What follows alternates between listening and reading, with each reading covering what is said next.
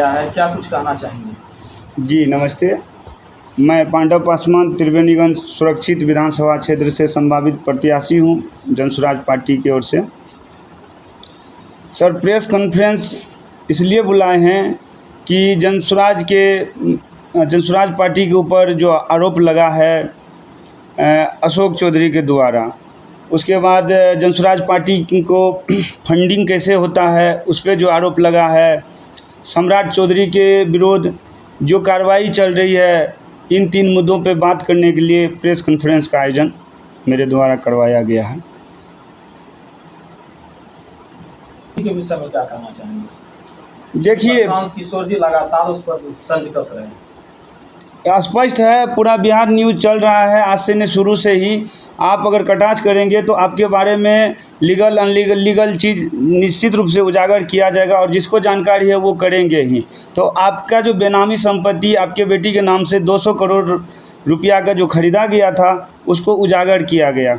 उस उजागर के उपरांत ये लोग तो अभी सत्ता में है, पावर में है, पावर का उपयोग करके प्रशांत सर के अगेंस्ट में अनलीगल एक नोटिस जारी किए हैं, और उसी नोटिस के अगेंस्ट में हम लोग जो पार्टी के कार्यकर्ता हैं, समर्थक हैं, पूरे बिहार से ये मैसेज देना चाह रहे हैं अशोक जी के लिए कि वो 7 दिन के अंदर में, और पार्टी के तरफ से भी कहा गया है कि वो अपना अनलीगल नोटिस वापस ले, अन्यथा और भी जो उनका बेनामी संपत्ति है 500 करोड़ के आसपास का, उनका भी खुलासा किया जाएगा, और हर बिहार वासियों के पास उनके मोबाइल पे ये स्पष्ट रूप से दिखेगा भी। प्रशांत किशोर जी पे वो लोग आरोप लगा रहे हैं कि प्रशांत किशोर जितना पैसा कहां से लाते हैं? जी थैंक यू। देखिए, ज्ञानी के पास फंड का अरेंजमेंट उनको अपने ज्ञान के हिसाब से होता है, और सब जानते हैं कि प्रशांत किशोर एक अच्छा एडवाइज़र रहे हैं। जैसे एक वकील से आप एक सवाल करेंगे तो वो कहेंगे कि पहले 500 रुपया रखिए, क्योंकि मेरा फीस ही वही है। ठीक उसी तरह से सर के पास जो नॉलेज है, उन्होंने अपने नॉलेज के दम पे नॉलेज जो दिए हैं, जो मैप बना के, और सारे नेता को समय पे वो काम आए हैं। तो जब इनको अपना समय पड़ा है बिहार के फंडिंग के लिए, बिहार के स्थिति में सुधार लाने के लिए, ये जो जंग लड़ रहे हैं एक बड़ा पार्टी के रूप में, जो इनका चर्चा चल रहा है, जो जिस फंडिंग की ज़रूरत है, तो इन्होंने जिनका मदद किया आज वो इनका मदद कर रहे हैं वो फंड के द्वारा। और इनको आज तक जो अर्जित फंड हुआ है ना, वो 241 करोड़ का हुआ है, जिसमें इन्होंने इनकम टैक्स और GST पेड किया हुआ है। उसके बाद 98 करोड़ रुपया जो इनके पास शेष राशि बचता है, उसको ये पार्टी फंड में देके ये समाज में अपना बिहार बदलाव यात्रा में लगाए हुए हैं।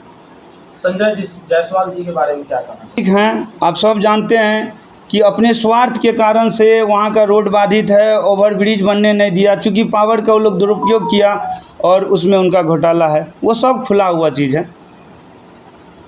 दिलीप जायसवाल के बारे में? दिलीप जायसवाल,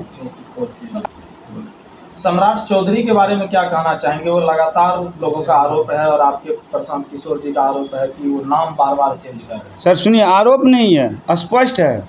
और प्रशांत सर जो भी चीज़ बोले हैं आज तक विथ प्रूफ बोले हैं, विदाउट प्रूफ या अनुभव या अंदाज के नाम पे वो आज तक एक भी उनका स्टेटमेंट नहीं है। उन्होंने साबित कर दिया कि अपना नाम बचाने के लिए अपने ही कुशवाहा जाति के होते हुए भी कुशवाहा परिवार के हथियारे हैं, और ये जेल भी जा चुके हैं, और उस समय में इनका सत्ता था, राज था, और ये लोग अपने पावर के बल पे नाम परिवर्तन करके उससे मुक्त हुए हैं, जिसका उजागर sir with certificate with proof किए हैं मीडिया के सामने। मीडिया एक स्तंभ है जिसके जरिए आज हर घर हर बच्चा इस न्यूज़ को जान रहे हैं, और उसको दोषी कहना नहीं, वो ऑलरेडी दोषी हैं। आपको यदि जनसुराज त्रिवेणीगंज विधानसभा क्षेत्र से टिकट देती है तो क्या सब काम करेंगे आप? सर देखिए, परिवर्तन का मेन चीज़ है, परिवर्तन पे जनसुराज पार्टी है, परिवर्तन करना है। परिवर्तन में हो गया आपको रोड जाम जो होता है, शिक्षा का जो व्यवस्था है, पलायन जो है, दलित महादलित के साथ जो आज तक शोषण हुआ है, उसका जो अधिकार है वो जो नहीं मिला है, वो सब हम लोग काम करेंगे, क्योंकि हम उस वर्ग से आते हैं। शिक्षा, आप शिक्षक भी रह चुके हैं और वर्तमान मुखिया भी हैं, शिक्षा को लेकर के क्या रोड मैप है? शिक्षा को लेकर देखिए, सीधा सीधी रोड मैप है।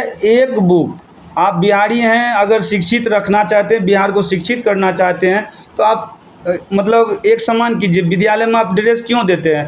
ताकि बड़े घर का बच्चा और छोटे घर का बच्चा में वहाँ भेदभाव नहीं हो।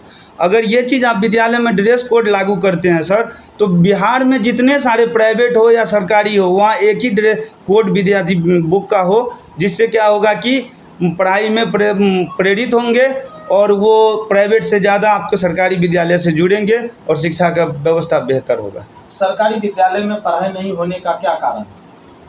सर सरकारी स्पष्ट तो हम बोल रहे हैं, जिस तरह से ड्रेस कोड ना, उस तरह से बुक का आप कोड करेंगे। ज़्यादातर मतलब स्टैंडर्ड बुक, महंगे बुक प्राइवेट में दिया जाता है। लोगों को लगता है कि वहाँ का शिक्षा व्यवस्था बेहतर है, क्योंकि यहाँ भी सभी शिक्षक शिक्षित ही होते हैं, ठीक है ना। वो कोड के कारण से, एक समानता के कारण से ये पढ़ाई में भी पलायन हो रहा है। आप यदि विधायक बनते हैं तो क्या सब काम करेंगे? सर मैं अगर विधायक बनता हूं तो सबसे पहला काम तो मेरा है दलित महादलित के परिवार को उसका अधिकार दिलाना, उनके बस्ती तक उनको मुख्य मार्ग से उनको जोड़ना। दूसरा है पलायन के लिए जो हम लोग कार्यरत हैं, काम कर रहे हैं, उस पर जितना तर हो सके हम लोग काम करेंगे। फैक्ट्री बड़ा तुरंत तो नहीं लगेगा, लेकिन छोटा छोटा फैक्ट्री दे के गाँव में ही लोगों को रोज़गार दें, ताकि वो अपने परिवार के साथ रह के बिहार को मजबूत और सुदृढ़ करें। धन्यवाद।